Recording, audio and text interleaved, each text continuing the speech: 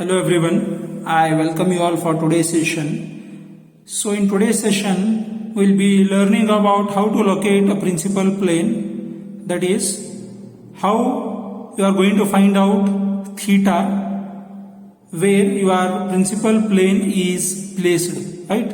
Location of principal plane from the reference plane. I need to find out the value of theta. How I'm going to do it? That is the first point which we'll be learning today. And second, we'll also be learning how to locate a plane of maximum shear stress. How to locate a plane of maximum shear stress, because these two are important things and these are frequently asked in the numericals, right? So these are a part of the analytical method. So let us start with the today's video lecture. So I have written how to locate a principal plane. So that is our point of interest. So for this I will be making use of the definition of the principal plane.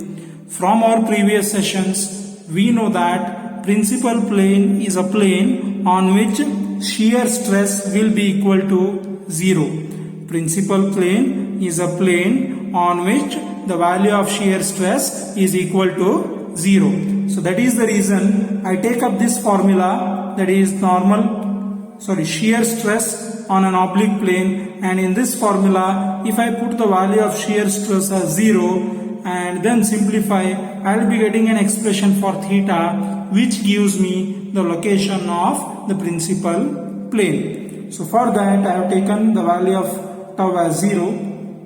So the right hand side I have kept it as it is, right? Now this term which was negative, if I take it onto the left hand side, it becomes positive.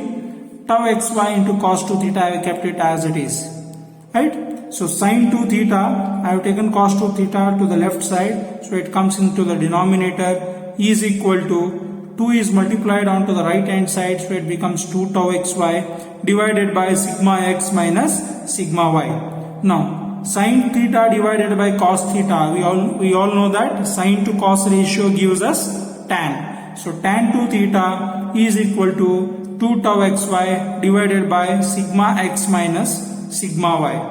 But I am interested in the value of theta, right? So in order to find the value of theta, I will take it as 2 theta is equal to tan inverse of 2 tau xy divided by sigma x minus sigma y. So this is 2 theta, I am interested in theta, so I will send 2 onto the right hand side, so it comes into the denominator. Therefore theta is equal to 1 by 2 tan inverse 2 tau xy divided by sigma x minus sigma y. So this expression for theta gives me the location of the first principal plane. That is the reason I have written it as theta p1. Theta p1 indicates the location of the first principal plane. And we all know that there are two mutually perpendicular principal planes. That is the reason, in order to obtain the magnitude of the second plane where it is located, if I want to find it,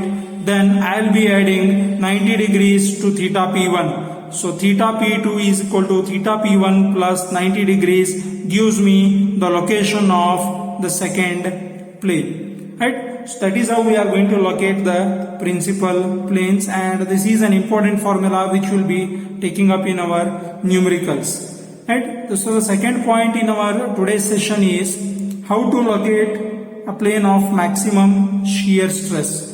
How to locate a plane of maximum shear stress, right? So how to locate a plane of maximum shear stress. How to locate a plane of maximum shear stress. So here we will be using the concept of maxima and minima, which we have studied in our PU2, right? Also I have studied in our first and second semester of engineering the concept of maxima and minima. I am interested in finding out maximum shear stress. So in order to find out the maximum shear stress, the plane on which maximum shear stress acts, what I will be doing? I will be differentiating the formula for shear stress on an oblique plane. I will be differentiating the formula for shear stress on an oblique plane with respect to theta. And I will be equating it to 0. Right? So if I start with the differentiation part, so before I could start, let me write down the formula so that it becomes easier for us. Tau is equal to minus sigma x minus sigma y divided by 2 into sine 2 theta plus tau xy into cos 2 theta. Right? So if I start with the differentiation part, so let us check out what I will be getting. So on to the right hand side it is 0. So let me differentiate this part, that is these two terms first. Okay, the bracket quantity I will keep it as it is, minus sigma x minus sigma y divided by 2 as it is. Then sine 2 theta, the derivative of sine 2 theta is cos 2 theta into the coefficient of theta, which is 2. Then you are having plus tau xy as it is. Cos 2 theta derivative is minus sine 2 theta into 2, because it is a coefficient of theta, right? So this I need to equate it to 0.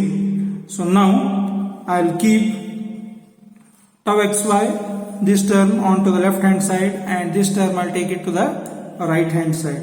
So in that case we will be getting minus 2 tau xy into sine 2 theta is equal to sigma x minus sigma y divided by 2 into 2 cos 2 theta, right, into 2 cos 2 theta.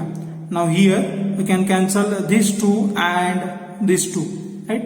You can just strike out this 2 and this 2. These 2 gets cancelled. Now the next step will be, right? So the next step will be, I will be taking cos 2 theta onto the left hand side. So it will be sine 2 theta divided by cos 2 theta is equal to sigma x minus sigma y divided by minus 2 into tau xy, So if I just simplify the left hand side, we know that sine divided by cos will be tan. So it is tan 2 theta is equal to sigma x minus sigma y divided by minus 2 into tau xy. So therefore theta value, you can take it as 2 theta value will be tan inverse sigma x minus sigma y divided by minus 2 of tau xy. But I am interested in the value of theta, so therefore theta is equal to 1 by 2 tan inverse of sigma x minus sigma y divided by minus 2 tau xy, right? So this term gives me the value of theta, or the location of the plane where shear stress is maximum, right? Now this gives me the value of theta where shear stress is maximum. So this term is also important because we are having numericals on this, right? So once if we are done with this, next our topic will be principal stresses. How to calculate principal stresses. Right, we already know what are the principal stresses, how many types of principal stresses are there. Now we are just going to go through the analytical method, that is the formula for calculating principal stresses. I denote the principal stresses as sigma 1 comma 2, major principal and minor principal stress, right? So it is given by the formula sigma x plus sigma y divided by 2 plus or minus square root of sigma x minus sigma y divided by 2 the whole square plus tau xy the whole square, right? So this formula gives me the value of principal stresses. I have given sigma 1 comma 2. So if you are adding this, you will be getting the major or the dominant principal stress, and if you are subtracting this, you will be getting the minimum or the minor principal stress, right? So I will be writing it here where sigma 1 is major principal stress, and sigma 2 is minor principal stress, right? Major principal stress and minor principal stress. Now here we need to note down one important point, how we are going to decide whether this is major or this is minor. For time being I have taken 1 as major and 2 as minor, but in our problems how we are going to decide? So to decide that, it is to be decided on magnitude only, to be decided on magnitude only. That is, do not consider the sign associated. Do not consider the sign associated. Why? Because the signs indicate whether the stresses are tensile or compressive. It indicates the nature of the stresses, right? So please don't commit a mistake. So signs should not be considered while deciding which is principal and which is major and which is minor stress, right? So let us take up an example so that things will be clear from my end. So example.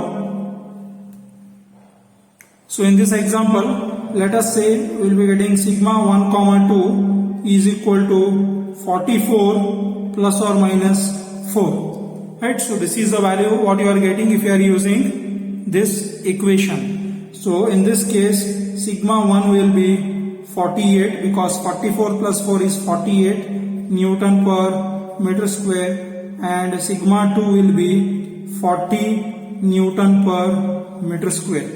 Now in this case deciding is very easy. Because both are positive in nature. So whichever is having the largest magnitude, that becomes the major principal stress.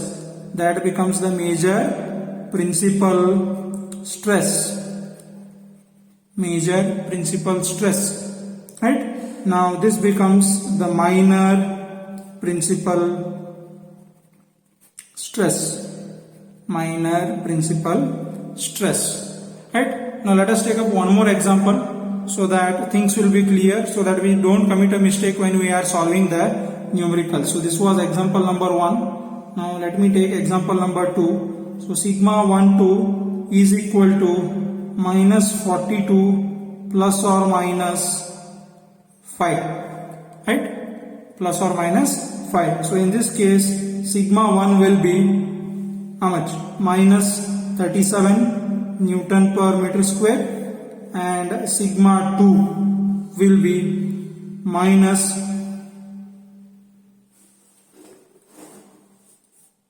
we are having minus 42 and minus 5. So it is 47 Newton per meter square, right? So 47 Newton per meter square, but with a negative sign because both are negative, right? Now sigma 2 will be minus 42 minus 5, so it will be minus 47. Now in this case, how you are going to decide which is major and which is minor? So now this comes into picture. To be decided on magnitude only, don't consider the sign associated, right? Now here both are negative. Now according to the technique what I have given you, I have to consider only the magnitudes. So don't consider these signs, just consider the magnitudes. So which is the largest magnitude? 47. So 47 becomes your major principal stress. 47 becomes your major principal stress, and 37 becomes your minor principal stress, right? So I hope now things are clear. Please don't consider the sign. Yes, in mathematics, according to your mathematics, according to the knowledge of your mathematics, my mathematics, yes, that minus 37 is greater than minus 47.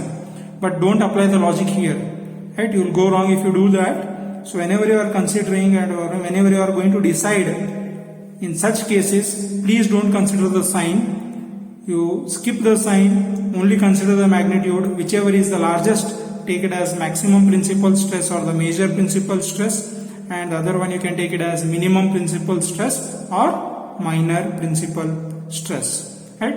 So I hope things are clear. That's it for today's session. Have a good day. Take care.